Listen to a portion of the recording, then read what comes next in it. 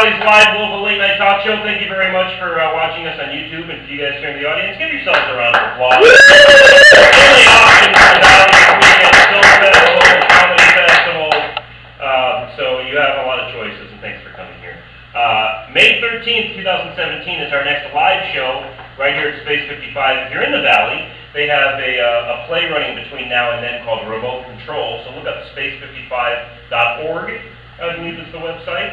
You can find more information about Remote Control there, or if you just like independent theater, you could support, donate, whatever.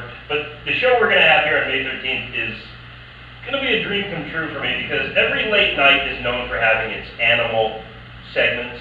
Jack Hanna on with Letterman and so forth. I'm going to have cat behavior consultant Melissa Pruitt here.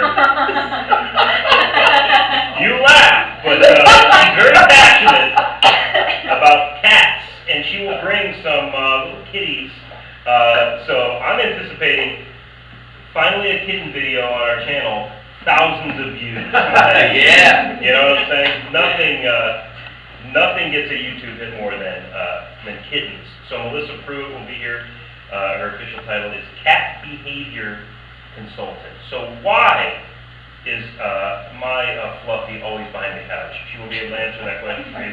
Also, comedian Dana Wisson will be here. Phoenix comedian Dana Wisson will be here. That'll be live May 13th and on YouTube shortly after that. And if you're watching us on YouTube, by the way, you'll find other great episodes below, including, coming soon if it isn't as you watch this now, my interview with Tiger Beat editor Ann Moses.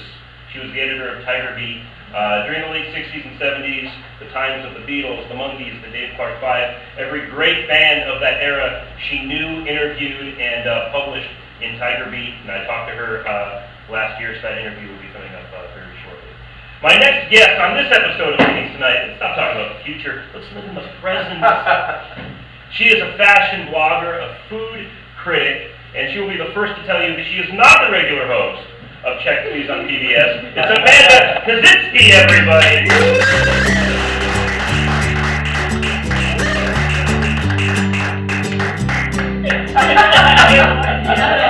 Now I feel like we're going to bang on. You started down together. You should have worn a shorter dress. You should have worn a dress. I'm sorry, you two. There's so much I can do without sounding absolutely creepy. Hey, what are you doing Saturday at 10:30 p.m.? Can you wear a short dress?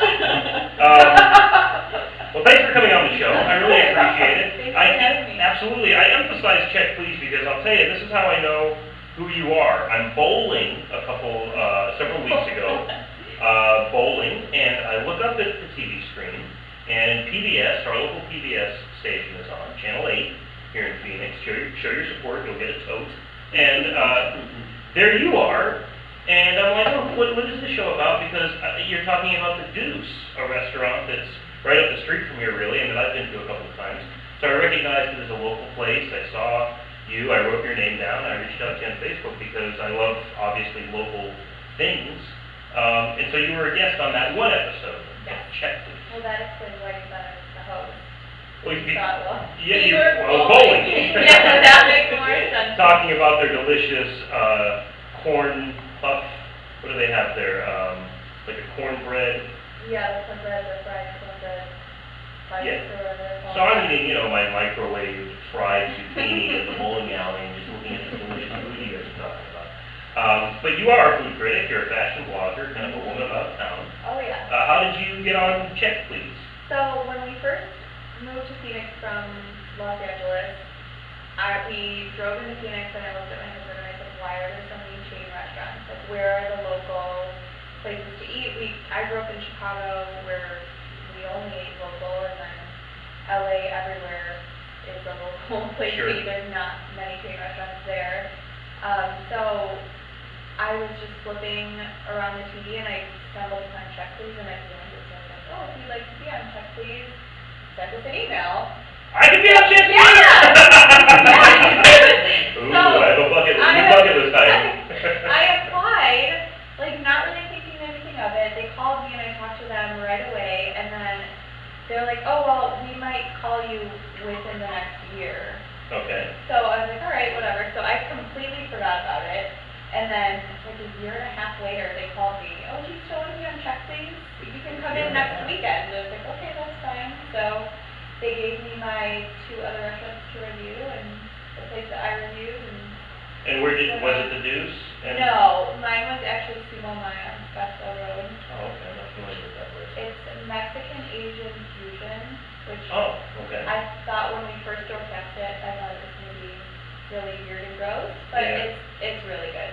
Really? It surprised me, yeah. Wow, okay. Hence going on TV to talk about it. Well, sure. It was good enough for me to talk about on TV. Now, did maybe one of these places you reviewed there, you ate there and you're like, maybe I shouldn't talk about this place? Not really. The one place I thought was going to be like that was at Kaiser Halal, the place that I went for one of the, I think it was the guy that I was on there with. Okay. Wanted me to review, or he went on their show for it, and it was Pakistani food, which I had never had Oh, before. wow, sure. So I was a little nervous about that, but it was better than I expected it to be. Oh, It was okay. good. It wasn't as scary as it Sure. sounded when reading the menu, I had to have the woman come and help me, because I didn't know what it was. Oh, wow. Yeah, it was just the type of food that I've never thought to eat before. And what would you say are the dominant flavors then of the Pakistani? Curry scares me, so I steered away from that. Okay. But it was a lot of curry on the menu. And then she pointed out this one thing, and she said it's like Pakistani ravioli. I said, oh, ravioli, let's try that. And it wound up being, it wasn't exactly like ravioli, but it was similar enough to be comparable. So. Interesting. Yeah, it was good.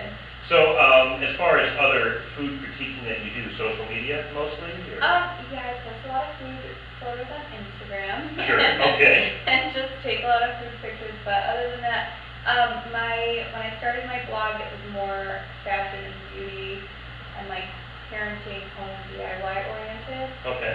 Than food, but I do love a good food picture on Instagram. Oh, absolutely. I can appreciate it. Of course. Now, when you are taking a picture of food, do you usually go all natural and just let the plate arrive and take it as is, or do you, all right, I got to tighten up the peas here, you know, you got to, you know what I'm saying? Yeah, no, I normally let it go as is unless there's something, if there's like smear or something on the plate, I'll clean that, but other than But that. sometimes they do that. They, Yeah. I watch a cooking show and they'll lay down a nice, whatever this is, you know, If sauce. it's unintentional, then I'll get rid of it. Oh, okay. Anything, exactly. But other than The that. lifetime photo, cheek rub right before a kid would go in for his love. That's what you're doing for your plate? Yep, yeah, you gotta stand over it and square and make sure your phone shadow's not in it. Right. It's science. Absolutely, no, it absolutely is. It's an art I can and tell you how science. many times I've had a friend post a picture of their lunch, and I know it would be delicious, if not for the shadow of their head. You know what I mean? Eclipsing the Filiberto's burrito. I'm like, what are you doing? This isn't about you. Yeah. Anyway, but fashion blogging, how do you get into something like that? Obviously, that's a world I know nothing about.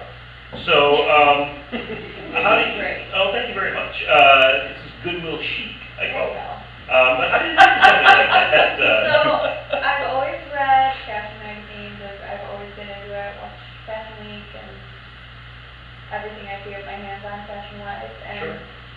so I downloaded WordPress or whatever, made an account and started writing and asking like people should know what I'm talking about. And Well, it sounds like you did some research. So yeah, people should know what I you're did talking enough about. research. A unique take, probably. I went to school originally for fashion, so I knew a little bit more about the industry side, and I took some textile classes, I could talk about that. And Oh, okay, the yeah, fabrics. yeah, Okay. which was very tedious. That was a very tedious class, but Was there a lot of this? Just a lot of... yeah, and Okay. like taking apart the weaves and the wefts and everything, and it was. You think that you know what your clothes are made of. I know but you I don't. have no I don't. idea. And to me, ignorance is bliss. Yeah. There was that controversy some time ago. I was talking about this earlier this week, where this is a little off subject, but back to food really and what things are made of. People were talking about how there are the chemicals found in yoga mats in Subway sandwich bread. Remember, that was a big controversy. And so people were like, oh, we're eating yoga mats when we go to Subway, but I don't think the glass is half full. Why can't we just be doing yoga on bread? There you go. You know what I'm saying? I like that. You gotta figure that at some point, when you distill everything around us, it's all food at some point, right? True. Thank you, I thought so. I thought so. At some point. You're making such a big deal about, oh my God, we're eating yoga. So, what are some of the hot trends in fashion right now? I mean, I again, have really no idea, but it's 2017. What's hot? So it's spring, technically. Unfortunately, I have very strong opinions against nautical trends, and they're coming back. Unfortunately, I can't stand it. Nautical trends? Nautical trends. Like an anchor tattoo, or? More like a red anchor on your shirt or dress. I don't understand why you'd want to look like a sailor if you're not on the East Coast. Personally, that's just not my favorite. That's interesting. So like a woman would be wearing maybe a sundress. There'd be an anchor on it? Yeah, like That's a thing? blue and white stripes. And I walked into J. Crew the other day, and there was a shirt that said "Hello Sailor," and I was like, if I saw a grown woman wearing that, I would feel sad for her. So I'm staunchly against the nautical trend. To me, the message is, hey, let me weigh you down. I'm wearing an anchor. Exactly. Here you go. Out loud. Yeah. That's crazy. So that's what you don't like. What are some things you do like? Florals for spring are always, it's a given, and then Sure. the pastels, and I love the whole Easter season, kind of with all the pastel colors, and everything just looks, coming out of winter, especially in the Midwest or someplace that's not sunny all the time like here, I always welcomed spring because it meant that everybody was wearing not black. Right. So you see the sundresses, and you see the wedges again, and you see the floral prints, and it was so much brighter than the all black or navy or whatever that came with winter, Cool. especially in the Midwest. Yeah. Absolutely. So, take me, for example. I live in Arizona. It's hot most of the time, so I default usually to some Target graphic tee and maybe some cargo shorts or something Yeah. like that. If I wanted to up my game, what's something I can do to get outside of the graphic tee trap? Well, Oh, and no V-neck. I hate the V-neck. Oh, well. On a man. No, Okay, the V-neck fair on a enough. man Fair enough. to me is, what are you pointing to? That's all I'm.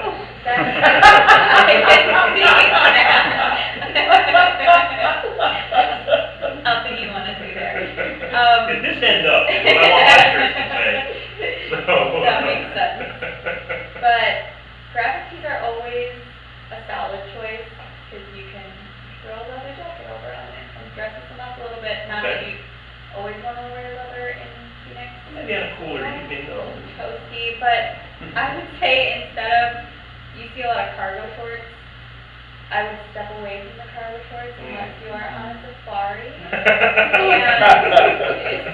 And instead do more like a chino short. Where will I keep my canteen? Come on.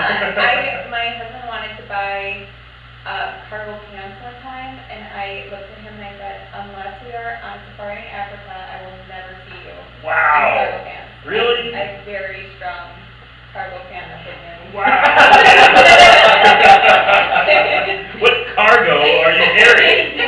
What do you need all of that pocket space for? Well, maybe you have a ream of Costa Rican sugar paper you need There we to go. carry If we're in campus. Costa Rica, maybe. It's like an anchor thing. It's like a Hugh Sailor thing. Yeah. If you're not a sailor, why are you wearing that? No, Yeah. not a. If you're not a tour guide at Jurassic Park, why are you wearing a cargo? Exactly, no, it just doesn't. You can't possibly have that much to carry in your pants. It just doesn't. Hey, figure yourself It there. doesn't make any sense to me. Okay, anyway. All right, so but you said chino shorts. What are chino shorts? I don't It's know. like the more straight cut without the cargo pockets. Oh, I got a pair of those. Yeah, just like the straightforward. Those can always look more polished than like a cargo short, and I would stay away from pattern shorts unless it is like very, very small patterns. But those big plaid cargo shorts that were big, like probably 10 years ago. Sure, I know what you speak, yes. Mhm, You're yeah. not in a ska band, dude. Every man in the Exactly. audience knows Yeah. what all guilty. The hush fell over the crowd. Yeah, We all rid of them. thought about our closet. Yeah. Remember those? So let me ask you this then too. You can end the debate for me once and for all. Socks with sandals. Oh, jeez. There's never a situation where I can wear my black socks with that. That's what you're saying. Dress up. I'm not a basketball player, you know? I was about to say the only acceptable person to wear socks and sandals are a basketball player. Oh, okay. Coming off the court. But other than that, please, no. Wow, Please, okay. please, especially like the white with the gray toe socks and like the Teva sandals. No. If you don't want to show your feet, don't wear sandals. That's what I have to say. Well, we have made the definitive statement. If you don't want to show your feet, Don't wear sandals. Don't do it. So where is your fashion blog online? What is the site that people can? Right now it is not online. Okay. It is under construction, but it is Okay. AmandaERose.com. Amanda E. Rose, R-O-S-E? Yes. .com. And then the same with my Instagram. Okay. Amanda E. Rose. Yeah. Amanda E. Rose. Yeah, and Okay. I'm most active on that right now. Okay, that's where people can find your reviews of food. What is your favorite place to eat in that? I think it has to be Welcome Diner. Really? Absolutely, yeah. It's so good. It was a nice change of pace from because we live in North Scottsdale, so it's a lot of sit down, kind of quiet. We're usually the youngest ones in the restaurant type thing, and it felt good to be in that type of environment again. It was kind of artsy, kind of kitschy, more interesting than a lot of the North Scottsdale standard restaurants. Which are what, diners, or what do you mean when you say you're the youngest people there? Is it more? Maybe we just go too early for dinner. I don't know what the problem is, but no, I think it's the area that we live in. It's not a lot of younger families, it's a lot of retirees. So, yeah, so when we go into a restaurant, I'm very used to being the youngest person in there. Sure. So it felt good, because when we moved to Phoenix, we didn't move here for the food, and then I didn't really know much about the Phoenix food scene until I started watching Chef Please and until I started really looking into it, and it is actually up and coming. It's becoming a lot better than it was. Nobody would ever say anything about the Phoenix food scene 10 years ago, but wow. Scott Conant just moved out here. He's big on Food Network, and he opened more Italian, which is right around here. Yeah, I haven't been there yet, but I'd really like to go. But I was reading an article that he wrote about, or an interview he did about all the places around here that he was really impressed with, and for him to move from New York to here and open a restaurant, that really says something about the direction that it's moving. The potential of the city. Exactly, yeah. And is there a place that you would say never go eat there? Get a little juicy. Carlos O'Brien. Carlos O'Brien's on Northern and 19th Avenue? There's one there, and then there's one, I think there's a few of them. There's one up right by us on Mayo and 68th Street. Oh, there's more? There's a lot. Anything with the Mexican-Irish name. The restaurant, what are you trying to be? I don't get it. Drunk, that's what they're trying to be. You're not going there for the food? Yeah, no, it's nice enough, but we ordered a quesadilla and they gave it to us in a pizza box. What? That's amazing. That's so good. Are you Mexican? Are you Irish? Are you a pizza place? Why do you have pizza boxes? And it said pizza on it. Oh, it was a literal pizza box. Yes. And wow. there's a quesadilla inside. That's hilarious. I think that sounds like a reason to go. You order nachos and they're wrapped up like a burger. I'm like, what the? Oh, there's nachos in here. Yeah, surprise. That's crazy. Okay, so no go on Carlos O'Brien's, but an absolute yes on, what did you recommend? Welcome Diner. Also, Welcome Chicken and Donuts. Oh, yeah. Yeah. That's amazing. That was so good. It kind of has weird hours, and they don't start serving the chicken until I think it's 10 or 10:30. Okay. And they close at 4. So Oh, if you wow. want to go during the day. I think they're closed on Mondays or Tuesdays too. So They're really not into business. no, Priority to no, serve other people. exactly. No, you show up when they want to show up, and it's worth it though. It's really good. It is good. I've eaten there too. It was actually one of the first places I took my girlfriend, and we liked it a lot because it had obviously I'm a classy guy. It had the elegance of fried chicken, but also the frivolity of a donut. This is me in a nutshell. This is find your website and check out what you're doing on Instagram. Thank you very much for being on the show. I really appreciate it. Amanda Kositzky, everybody.